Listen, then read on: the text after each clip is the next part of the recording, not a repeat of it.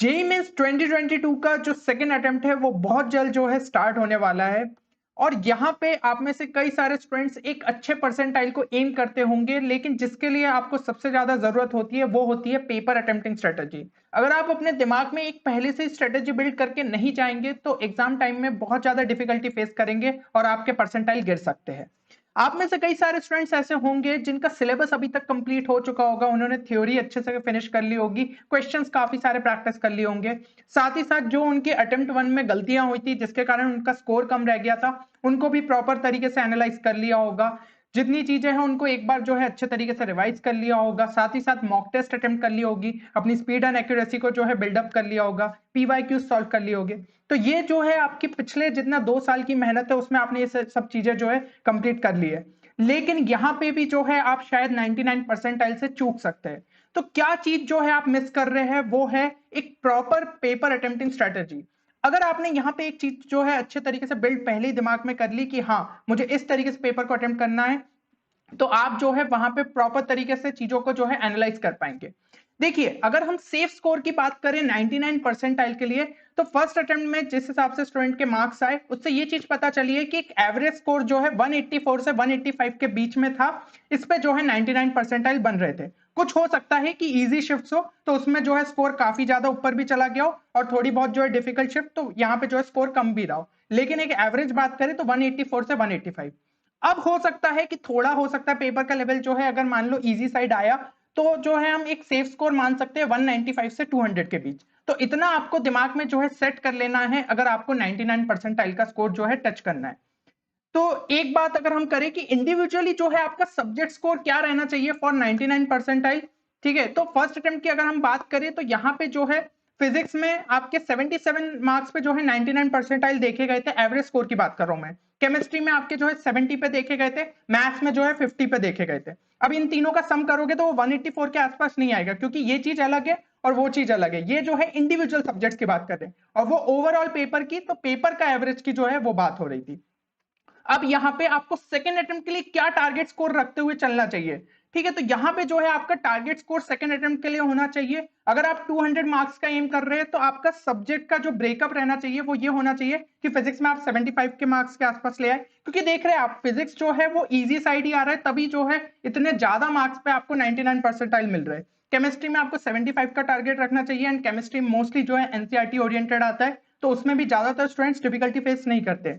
बस दिक्कत आती है तो मैथ्स में आती है, क्योंकि वो सेक्शन थोड़ा डिफिकल्ट और लेंदी चला जाता है, तो उसमें हमें जो है काफी सिलेक्टिव रहना पड़ेगा क्वेश्चंस के प्रति। और अगर हमने जो है कम क्वेश्चंस भी करे और सही अटेम्प्ट करे तो आप जो है एक अच्छे परसेंटाइल ला सकते हैं। इसलिए ये जो हमने सब्जेक्ट बिल्डअप रखा है डिफरेंट स्कोर्स के लिए, उसमें मैथ्स का जो है वेटेज कम ही रखा है। तो मैथ्स में आप सिलेक्टिव रहिए, जो है सही क्वेश्चंस को पिकअप करिए और उन्हें सही अटेम्प्ट करके आइए। अब बात करते हैं कि पेपर के टाइम पे आपको किस तरीके से सोचना है। तो देखिए सब्जेक्ट ऑर्डर जो आपका रहना चाहिए, मान लीजिए आपने मॉक टेस्ट में ये डिसाइड कर लिया हो कि मुझे इस हिसाब से जो है सब्जेक्ट को पहले केमिस्ट्री करके, फिर दूसरा ये सब्जेक्ट करके, तीसरा ये सब्जेक्ट करके फायदा हो रहा है, मैं अपनी स्पीड को मेंटेन रख पा रहा हूं, तो उस चीज को आप फॉलो करिए। लेकिन अगर आपके दिमाग में कोई स्पेसिफिक ऑर्डर नहीं आ रहा है तो आप जो है सिंपली इस ऑर्डर को फॉलो कर सकते हैं। सबसे पहले केमिस्ट्री उठाइए, देन फिजिक्स को उठाइए, और लास्ट में जो है मैथ्स को उठाइए। दूसरी चीज ये भी हो सकती है कि केमिस्ट्री थोड़ा कम टाइम लेता है, सबसे पहले आपने फिजिक्स कर लिया, उसमें मान लो थोड़ा टाइम ज्यादा भी लग गया, तो केमिस्ट्री पे जो है थोड़ा सा रशअप किया, वहां पे आपने जल्दी करके जो है मैथ्स के लिए टाइम निकाला। तो जो ऑर्डर भी आप कंफर्टेबल है आप उसके साथ जाइए। लेकिन अब सवाल ये आता है कि क्या पहले पूरा केमिस्ट्री कर ले, फिर फिजिक्स पूरा कर ले, फिर मैथ्स पूरा कर ले। तो ऐसा जो है आपको बिल्कुल नहीं करना चाहिए, ठीक है ना, कि एक सब्जेक्ट से पहले पूरा कंप्लीट किया फिर दूसरे पे गए। यहां पे आपको जो है एक चीज समझनी होगी कि अगर आपको पेपर में काफी बढ़िया जो है परफॉर्म करना है तो आपको जो है सेम एफिशिएंसी जो है लगभग मेंटेन करते हुए रखनी चाहिए पेपर के टाइम पे। बट ये तो यार आइडियल केस हो गया, हर एक एस्पिरेंट के साथ ऐसा थोड़ी होता है कि उसने जिस एनर्जी से जो है पेपर को स्टार्ट किया था वही एनर्जी वो लास्ट तक मेंटेन रख पाया। दिक्कत आएगी आपको, बीच में जो है एंजाइटी का इशू हो सकता है, आपकी स्पीड थोड़ी स्लो हो सकती है, ये सारे केसेस आपके साथ होंगे। तो यहाँ पे आपको क्या चीज समझनी है, एवरेज स्टूडेंट की अगर हम बात करें तो जो पहला घंटा हो जाता है वो बहुत इंपॉर्टेंट हो जाता है आपके लिए, क्योंकि उस टाइम पे आपकी एफिशिएंसी सबसे ज्यादा रहती है 85 टू 100 के आसपास। तो वहां पे आप मैक्सिमम क्वेश्चंस को अटेम्प्ट कर पाएंगे। तो स्ट्रेटजी भी जो है इस हिसाब से ही हमारी बिल्डअप होनी चाहिए।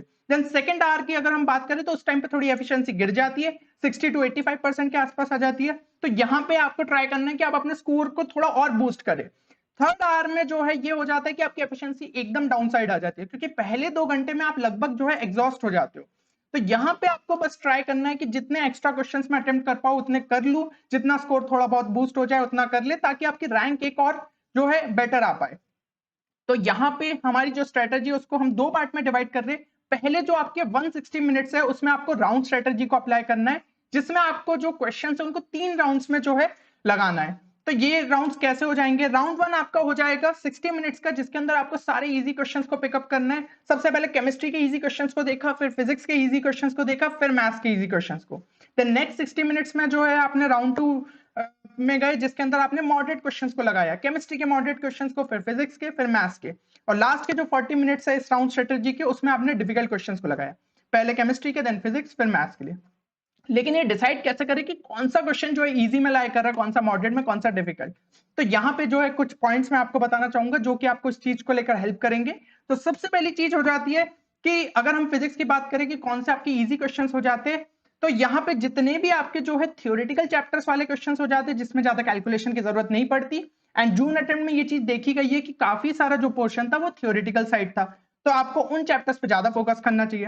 कुछ चैप्टर्स के मैं आपके सामने जो है नाम भी लेना चाहूंगा, जैसे कि मॉडर्न फिजिक्स हो गया, सेमीकंडक्टर्स हो गया, कम्युनिकेशन डिवाइसेस या फिर कम्युनिकेशन सिस्टम्स हो गया, मैग्नेटिज्म, ईएम वेव्स। तो इसमें जो है थ्योरेटिकल क्वेश्चंस पूछ लिए जाते हैं। या इसके अलावा कोई और चैप्टर जिससे आपको थ्योरेटिकल क्वेश्चन दिख रहा है तो उसको सबसे पहले अटेम्प्ट करें।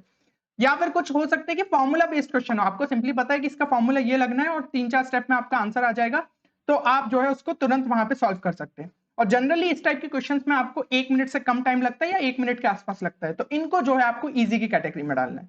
अब अगर हम बात करें केमिस्ट्री की, तो केमिस्ट्री में जनरली आपके जो है फैक्चुअल बेस्ड क्वेश्चन हो जाते हैं जो कि इनऑर्गेनिक केमिस्ट्री में आपके लाया करते हैं। या फिर हो सकता है कि आप कुछ थ्योरेटिकल क्वेश्चंस जो है आपको फिजिकल केमिस्ट्री या ऑर्गेनिक केमिस्ट्री से देखने को मिल गए। और ऑर्गेनिक में जनरली जैसे नेम रिएक्शन वाले क्वेश्चन हो गए जो जल्दी सॉल्व कर सकते हो, या फिर रिएजेंट टाइप वाले हो गए, नॉमेनक्लेचर, आइसोमेरिज्म, इनमें ज्यादा टाइम नहीं लगता है। और कुछ लास्ट वाले चैप्टर्स होते हैं ना जिनमें ज्यादातर जो है चीजें रटने वाली रहती है, जैसे बायोमोलिक्यूल्स हो गया, पॉलीमर्स हो गया, केमिस्ट्री इन एवरीडे लाइफ, तो इनके स्ट्रक्चर बेस्ड क्वेश्चन कभी कभी पूछ लिए जाते हैं। तो ये सब में आपको बहुत ज्यादा टाइम नहीं लगेगा, तो जनरली आपको जो है इन क्वेश्चंस को राउंड 1 के अंदर कर लेना चाहिए। मैथ्स की अगर हम बात करें तो इसमें जो है आपको इजी चैप्टर्स पे पहले टारगेट करना चाहिए। फॉर एग्जांपल जैसे कि कुछ मेन स्पेसिफिक टॉपिक हो गए, सेट्स एंड रिलेशन, आपका मैथमेटिकल रीजनिंग, स्टैटिस्टिक्स, या इसके अलावा जो कुछ टॉपिक्स हो गए जैसे लिमिट्स जिसमें मॉडरेट लेवल के क्वेश्चन देखने को मिल रहे हैं, या quadratic equation, sequence and series, तो ये सारे जो है आपके थोड़े इजी टाइप के चैप्टर्स हो जाते हैं। और इनमें ये मान के चलिए कि एवरेज टाइम आपको 1.5 मिनट तक लग सकता है, क्योंकि जैसा मैंने शुरू में आपको बताया मैथ्स में आपको कम क्वेश्चंस अटेम्प्ट करने हैं लेकिन सही अटेम्प्ट करने हैं, क्योंकि जनरली ये क्वेश्चंस आपके लेंदी ही मिलने हैं आपको। तो इस तरीके से आपको टारगेट लेते हुए चलना है। कुछ हो सकता है डायरेक्ट फॉर्मूला बेस्ड क्वेश्चन भी देखने को मिल जाए, तो इससे पहले मैं कुछ वीडियोस बता चुका हूं कि जिसमें मैंने आपको बताया था कि जो आपकी सबसे डिफिकल्ट शिफ्ट भी थी उसमें भी आप जो है किस तरीके से इजी क्वेश्चंस को पिकअप करके एक ज्यादा बढ़िया परसेंटाइल ला सकते थे। तो अगर आपने वो वीडियो नहीं देखा है तो आपको राइट कॉर्नर में जो है इसकी लिंक मिल जाएगी, तुरंत ही जाके चेक कर लीजिए। बाकी जो है आपको पिन कमेंट में भी उसकी लिंक मिल जाएगी, तो वहां से भी आप देख सकते हैं।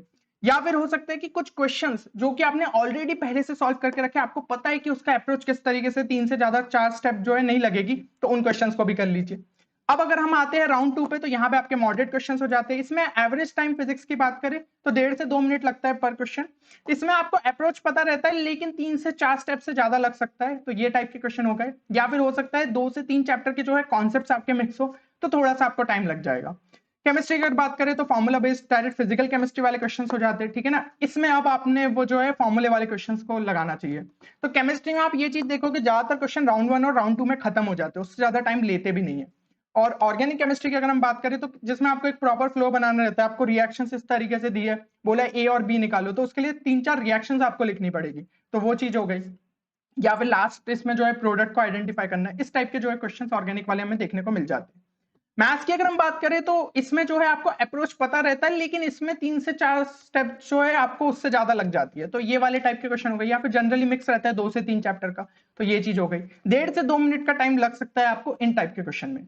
राउंड 3 की बात करें तो इसमें डिफिकल्ट क्वेश्चंस आपके फिजिक्स वाले कौन से हो जाते हैं, एकदम आपको कंप्लीटली न्यू क्वेश्चन दिख जाए कि यार आपने पहले इस टाइप का कुछ पढ़ा नहीं हो, तो इस टाइप के क्वेश्चन को हमेशा जो है आखिरी के लिए रखना चाहिए, क्योंकि आप सिंपली उसमें आपको कॉन्सेप्ट सोचना पड़ेगा, थोड़ा सा उसे ब्रेक करना पड़ेगा, तो यहाँ पे टाइम लग जाता है।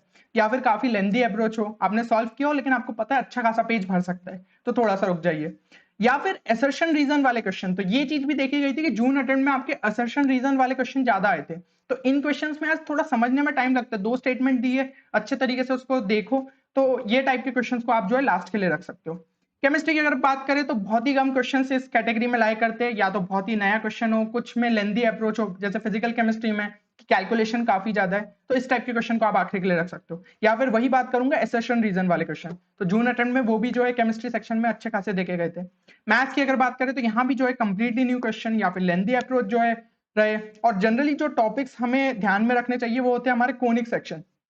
तो वैसे तो कुछ जो क्वेश्चंस थे कोनिक सेक्शन के वो बहुत ही इजी थे, मतलब आप डायग्राम तो हर क्वेश्चन में आपको बनाना चाहिए ताकि आपको एक रफ आइडिया लग जाए, तो ये भी जो है मैंने अपने वीडियोस में बताया आपको कि किस तरीके से आप कोनिक वाले क्वेश्चंस को डील कर सकते हो। देन कॉम्प्लेक्स नंबर्स के हो गए, मैट्रिसेस डिटरमिनेंट्स के, इंटीग्रल्स, एओडी, ये वाले जनरली क्वेश्चंस थोड़े से लंबे हो जाते हैं। असर्शन रीजन के क्वेश्चंस यहाँ भी देखे गए थे, तो इनको भी जो है आप लास्ट के लिए रख सकते हो। अब यहाँ पे एक चीज ये आती है कि हम किस तरीके से डिसाइड करें कि कौन सा जो क्वेश्चन है वो किस कैटेगरी में लाया कर रहा है, तो इसके लिए सिंपली एक टेक्निक हो जाती है आपकी स्किमिंग टेक्निक। स्किमिंग टेक्निक क्या बोलती है कि फटाफट 5 से 10 सेकंड के अंदर फटाफट क्वेश्चन को जो है फ्रेम कर लीजिए दिमाग में, स्पीड रीड करनी रहती है कि इंपॉर्टेंट टर्म समझे, किस चैप्टर का लाया कर रहा है, क्या बेसिक आइडिया है बिहाइंड द क्वेश्चन, क्या हमें उस टाइम पे अटेम्प्ट करना चाहिए, फिर नेक्स्ट पे मूव ऑन होना चाहिए। तो 5 से 10 सेकंड या ज्यादा से ज्यादा 15 सेकंड ले लीजिए, बट फटाफट जो है एनालाइज करिए किस कैटेगरी में डालना है, फिर आप नेक्स्ट पे जा सकते हैं। डायग्राम बेस्ड क्वेश्चन से भी आप समझ सकते हैं, ठीक है ना, जैसे कि फिजिक्स में दिख गया कि ये इस चैप्टर का लाया कर रहा है, तो फटाफट जो है अभी करूं कि बाद में करूं, ये चीज हो गई। और लास्ट के अब जो 20 मिनट्स है, पहले 160 मिनट्स तो आपने राउंड स्ट्रेटेजी को जो है डिवोट कर दिए, अब लास्ट के जो 20 मिनट्स है उसमें आपको जो है हर उस क्वेश्चन पे अटैक करना है जिनको आपने अभी के लिए छोड़ दिया था, ठीक है। तो इसमें आपको क्या करना है, शुरू से स्टार्ट हो जाना है और जितने अनअटेम्प्टेड क्वेश्चन है उनको देखते जाइए। अटैक का यहाँ पे सिंपली मतलब है कि जो भी आप अटेम्प्ट कर पा रहे हो उसे करो, इसमें जो है डेफिनेटली आपको तुक्का नहीं मानना है, ठीक है ना, ये चीज आप देख रहे हो मैथ्स में कम क्वेश्चंस आप जो है अटेम्प्ट करोगे और उन्हें सही अटेम्प्ट कर दोगे तो एक बढ़िया परसेंटाइल मिल जाएगी, तो तुक्के बिल्कुल भी मत मारिएगा। कुछ स्मार्ट टेक्निक्स को आप यूज कर सकते हैं जो कि हमने अपने वीडियोस में भी आपको बताई, जैसे कि सब्स्टिट्यूशन हो गया, ऑप्शन एलिमिनेशन हो गया, ग्राफिकल अप्रोच हो गया, कोनिक्स में जो है आपने डायग्राम बना के क्वेश्चंस को सॉल्व कर लिया, तो ये स्मार्ट टेक्निक्स यूज करो क्योंकि ये स्मार्ट टेक्निक्स होती है, तुक्का नहीं होते। देन जो ये आपके लास्ट के 20 मिनट है यही आपकी रैंक को डिसाइड करते हैं, ठीक है ना, क्योंकि यहाँ पे आप उन क्वेश्चंस को अटेम्प्ट करने वाले हो जो कि मेजॉरिटी ऑफ जनता छोड़ के आएगी, तो ये बहुत ही इंपॉर्टेंट और क्रूशियल टाइम हो जाता है, ठीक है। अभी तक जितना आपने स्कोर कर लिया है ना जो 160 मिनट्स के अंदर, उससे आपके अच्छे परसेंटाइल बन ही जाएंगे, यहाँ पे आपको जो है और अच्छा खासा इंप्रूवमेंट देखने को मिल सकता है। तो ये ओवरऑल वीडियो डेफिनेटली यार आपको बहुत ज्यादा यूजफुल रहने वाला है आपके सेकंड अटेम्प्ट के लिए। एक बार कमेंट सेक्शन में जरूर अपना टारगेट स्कोर लिखिए जो कि आप सेकंड अटेम्प्ट के लिए एम कर रहे हैं, और ये चीज का यार आपको ध्यान रखना है कि आपके और आपके टारगेट स्कोर के बीच कोई भी नहीं आए, आपको अपना बेस्ट दे के आना है पेपर में और आप डेफिनेटली एग्जाम में बढ़िया करेंगे। चलिए मिलते हैं अगले वीडियो में, तब तक के लिए take care and good bye.